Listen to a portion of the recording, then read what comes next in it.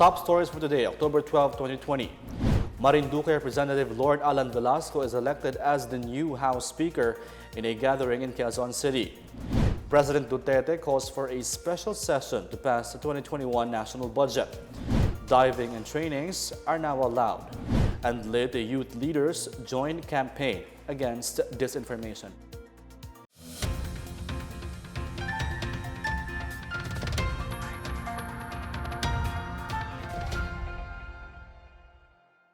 Good day, I'm Rom Dulfo. Welcome to PNA Newsroom. Our top story, Marinduque Representative Lord Alan Velasco has been elected as the new Speaker of the House of Representatives after a row with Alan Peter Cayetano that has dragged on for weeks. Details from William Theo. Supporters of Marinduque Representative Lord Alan Velasco gathered today in an events place in Quezon City in a bid to elect the new House speakership. A total of 186 lawmakers elected Velasco as the new House Speaker. Meanwhile, Representative Alan Peter Cayetano said that the gathering is illegal or fake as it was done outside the House of Representatives. Velasco said he would like to extend his hand to Cayetano, hoping they could sit down or a peaceful transition. He also said that today's event would ensure that the President's call for a timely legal and constitutional approval of the 2021 budget would be complied with. Buhay Party List Representative Lito Atienza at the said gathering raised a motion to declare the speakership post vacant. The lawmakers then swiftly proceeded to elect a new leader, with one Pacman Party List Representative Mikey Romero nominating Velasco to become the next speaker.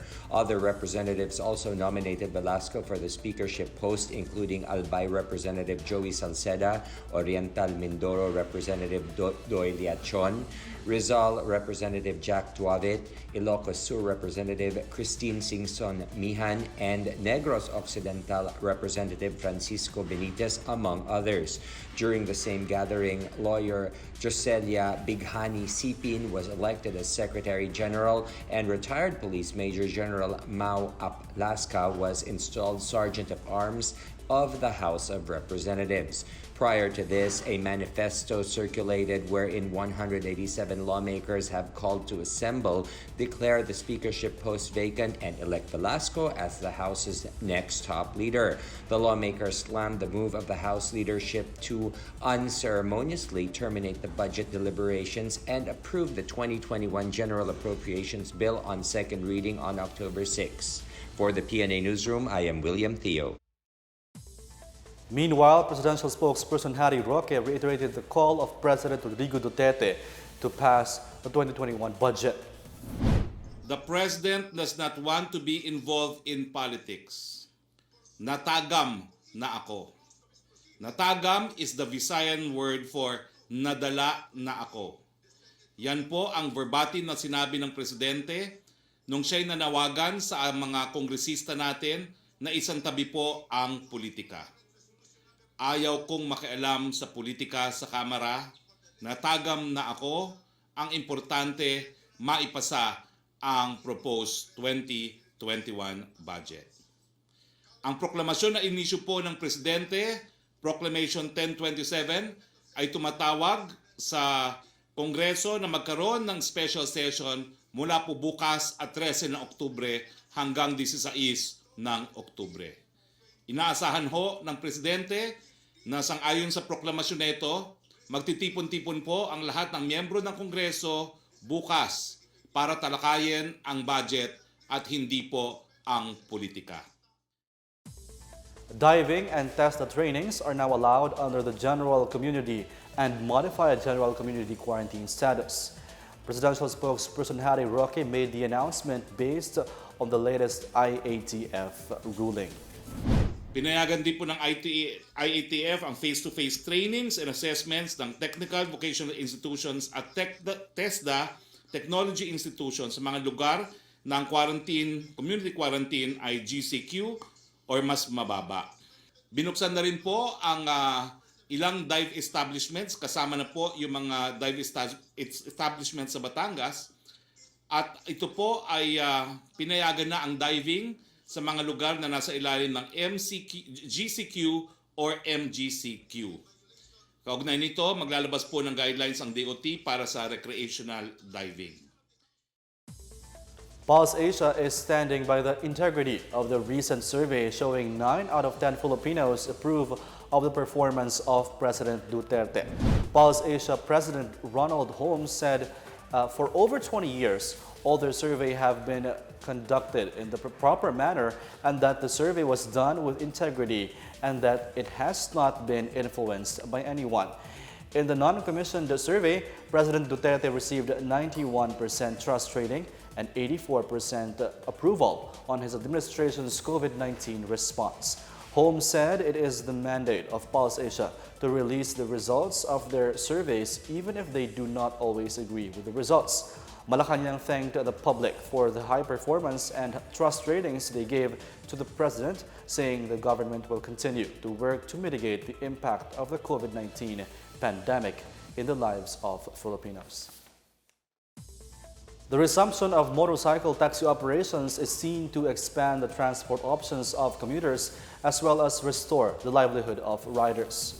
According to Senate President Pro Tempore Ralph Recto, the government should allow motorcycle taxis back on the streets as this is a job-creating public service that will not cost the government a single centavo. He said one motorcycle taxi driver back on the road is one assistance recipient of the list, and a big chunk of the cost of gas they buy are taxes that help pay for health services.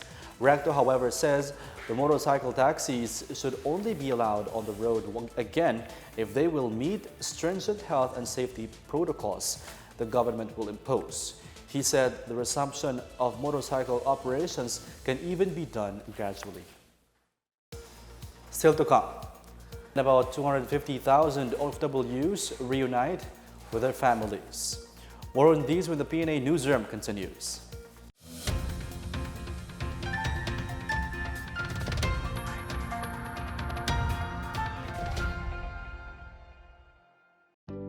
Alamin kung paano ang tamang pagsusuot ng surgical mask. Una, hawakan ang mask sa strap at siguruhing natatakpan nito ang inyong bibig at ilong. Tandaan, ang may kulay na bahagi ng mask ang dapat nasa labas. Ito lamang ang tamang paraan ng pagsuot nito. Ihulma ang nose piece o maliit na metallic strip ayon sa hugis ng inyong ilong. Iwasan ang paghawak sa inyong ilong at bibig. Kung marumi na ang mask, hubarin ito gamit ang strap at itapon ito sa isang basurahan. Siguruhin ang maayos na paghuhugas ng kamay gamit ang sabon at tubig. Ang surgical mask ay dapat gamitin ng mga pasyenteng may sakit sa baga o mga taong mayroong ubo, sipon at lagnat, mga nag-aalaga sa mga may sakit, at mga healthcare at frontline workers. Maaari ring magsuot nito kung kayo ay pupunta sa matataong lugar. Basta't sama-sama at laging handa, kaya natin to! Isang paalala mula sa DOH, PCOO, KBP at ng himpilang ito.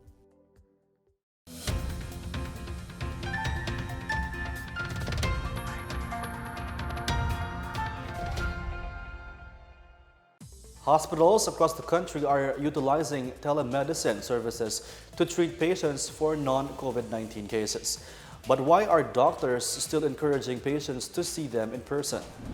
Doctors say telemedicine services were particularly helpful when the government declared a nationwide enhanced community quarantine last March.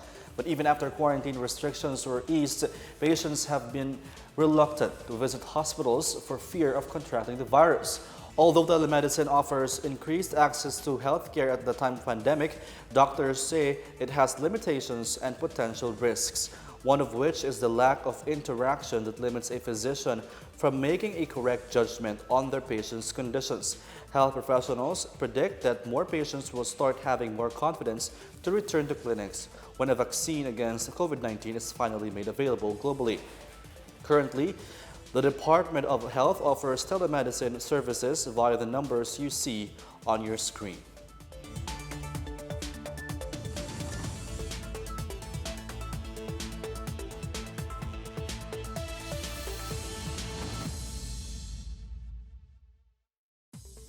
Close to 250,000 returning overseas Filipino workers have been assisted back to their home provinces in the last 5 months.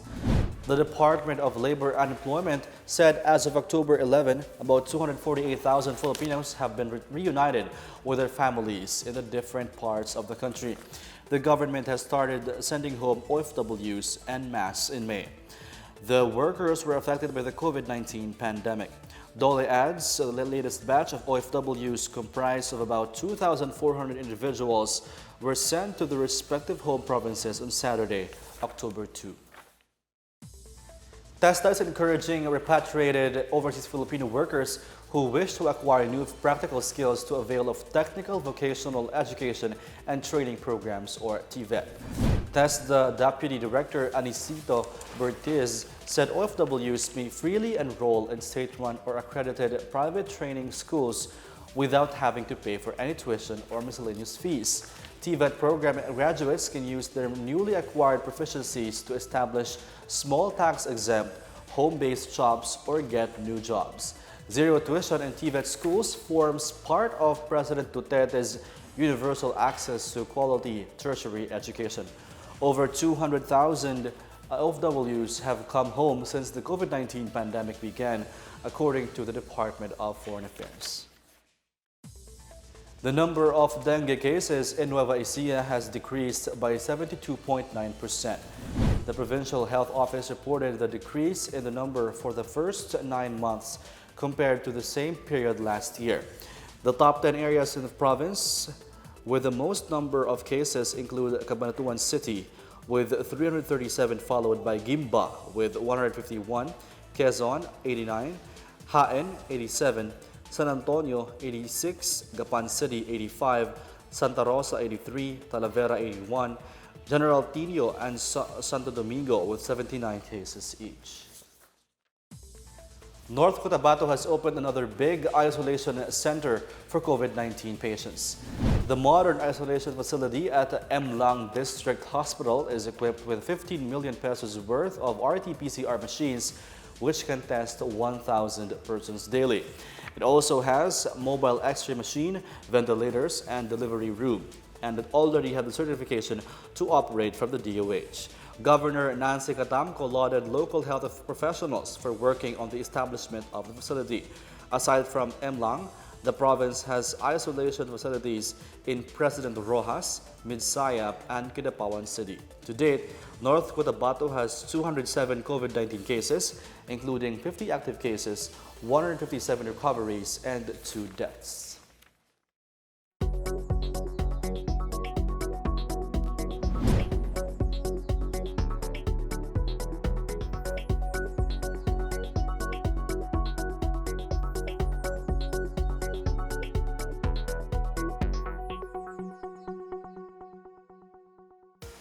Up next, the Commission on Human Rights slams NPA attacks on indigenous peoples in Surigao, and Leyte youth leaders join campaign against fake news.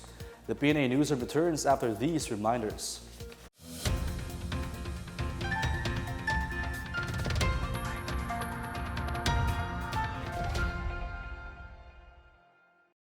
Alamin ang tamang paraan ng pag-ubo upang mapigilan ang paglaganap ng Coronavirus Disease 2019. Ugaliing magdala ng panyo o tissue. Kung uubo o babahing, takpan ang buong ilong at bibig gamit ang panyo o tissue. Kung walang dalang panyo o tissue, maaaring gamitin ang braso na pantakip. Kung nakararamdam na kailangan umubo o bumahing, agad na dumistansya sa mga tao sa paligid. Huwag dumura kung saan-saan, gumamit ng tissue at itapon sa basurahan. Ugaliin ang paghuhugas ng kamay at paggamit ng alcohol o hand sanitizer upang mamatay ang mikrobyo. Basta't sama-sama at laging handa, kaya natin to! Isang paalala mula sa DOH, PCOO, KBP at ng himpilang ito.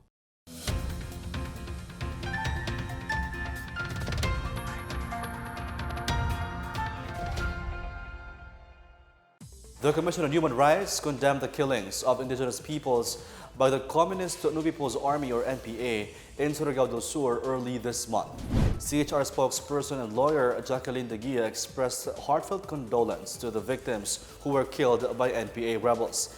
De Guia said the killings are a violation of the international humanitarian law, adding that no ideology can justify violations on the right to life. She also reiterated the CHR's plea to pursue peaceful ways to resolving conflict while vowing to investigate the incidents. Private First Class Ariel Ginsod Maca, a Manobo, was tortured and killed by NPA rebels in Lanuza town last October 3. Meanwhile, a representative of Lianga town, Hawudon Jumar Bocales, was killed on October 4. In the remote barangay Pansur in Salvador, Lao del Norte, residents have started to rebuild their community once destroyed by flash floods. Pansur was ravaged by flood waters on December 23, 2017, a day after severe tropical storm Vinta pummeled Mindanao. Last Friday, October 9, the community witnessed the inauguration of a 40-meter cable suspended steel and concrete hanging bridge, which replaced the original one destroyed by the storm. Army engineers also led the construction of a school building for Pansur Primary School. Meanwhile, the local government unit of Salvador gave those who lost their houses new housing units. Residents said they are now assured of more comfortable lives as well as schooling for their children. Youth leaders in Leyte have joined the PIA, or the Philippine Information Agency, in the government's campaign to fight disinformation. Sol Alarcon with the story. 35 youth leaders in Mahaplag, Leyte have responded to the call of the Philippine Information Agency to be part in nation building by being members of the Information Volunteers Network. The objective of the group is to help in the promotion of right information, dismiss disinformation, fight fake news and misinformation through social media. In a youth camp, PIA 8 Regional Director Erlinda Olivia Chu, who is also the chair of the Strategy Communications Cluster of the Regional Task Force to end local communist armed conflict, engaged the youth leaders to take part in the campaign to share the good news to Filipinos, especially in the geographically isolated and depressed areas, and help the government achieve a more lasting peace and development. For the PNA Newsroom, Sol Alarcon, Philippine Information Agency, Region 8. In sports, the Los Angeles Lakers are the 2020 NBA champions. The Lakers clinched the crown after demolishing Miami Heat 106-93 in this morning's Game 6 of their best-of-7 title series. Finals MVP LeBron James led the Lakers to their 17th NBA championship as he tallied 28 points, 14 rebounds, and 10 assists. Barangay Ginebra began their bubble campaign in the Philippine Basketball Association season on a high note by taking down a gritty NLEX Road Warriors squad at the Angeles University Foundation Sports and Cultural Center on Sunday night. Aljon Mariano stepped up for the barangay with 20 points, 5 rebounds, 4 assists, and 1 steal. J.R. Kinahan made 26 points, 1 rebound, 1 assist, 2 blocks, and 1 steal to lead NLEX despite a losing effort. Meanwhile, Tropang Gigas RR Pogoy came alive in the first game of the PBA Bubble as TNT repulsed Alaska. Pogoy exploded for 45 points to lead the Tropang Gigas comeback from 17 points down in the second quarter.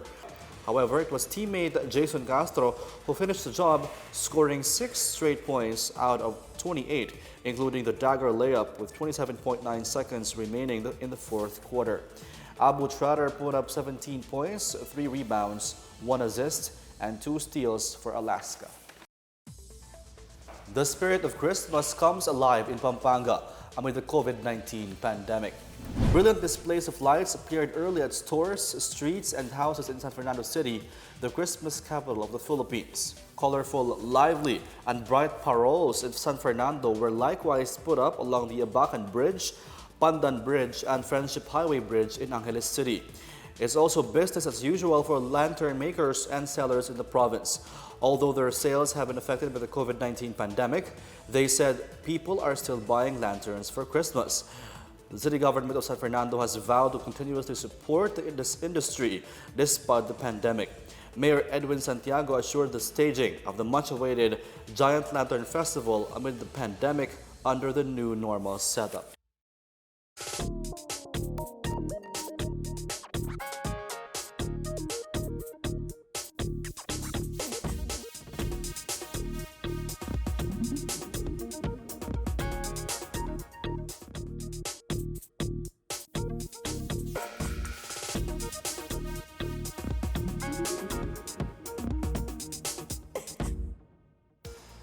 Take a look at today's top stories.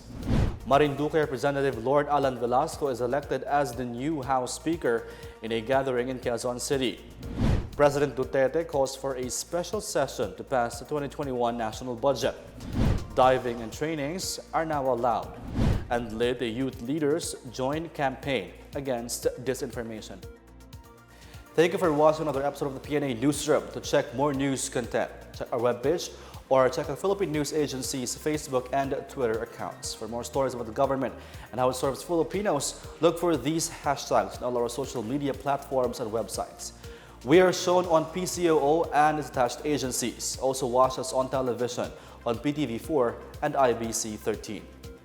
And that's Daily Dose of the biggest stories that you need to know from PNA Newsroom. I am Rom Dulfo. Good day and stay safe, everyone.